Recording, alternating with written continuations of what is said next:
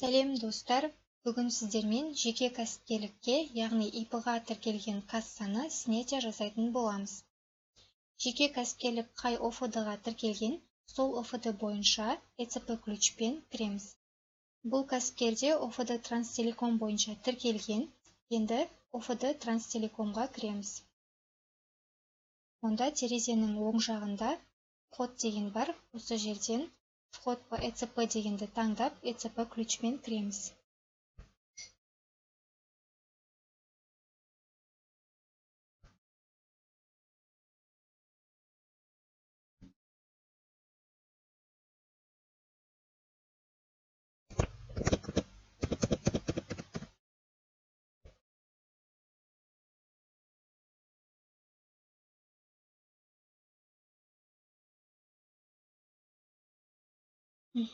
ОФД-ға кірдік. Енді терезенің сол жағындағы касса дегенді таңдаймыз.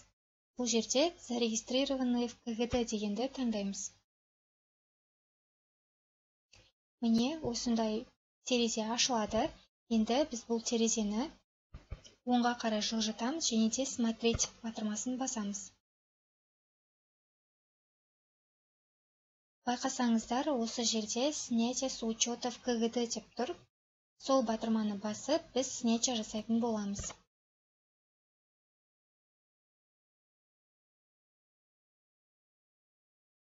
Кассаны снятие жасайтын кезде, міндетті түрде біздің касса закрытый болып тұруы керек. Яғни, смен закрытый болып тұру керек. Міне осы жерде біз кассаны не себепті снятие жасап жатырмыз, соның причинасын таңдаймыз. Яғни бізге қандай причина көрсетіліп тұр. Яғни бізде қандай причина өзімізге сәйкесін таңдаймыз.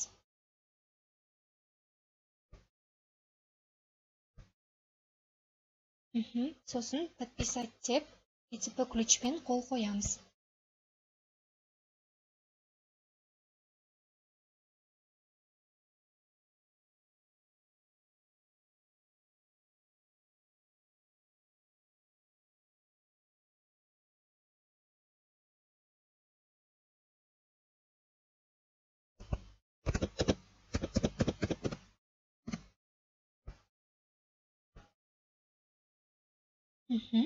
Енді отправить на снятие с учета дегенді таңдаймыз.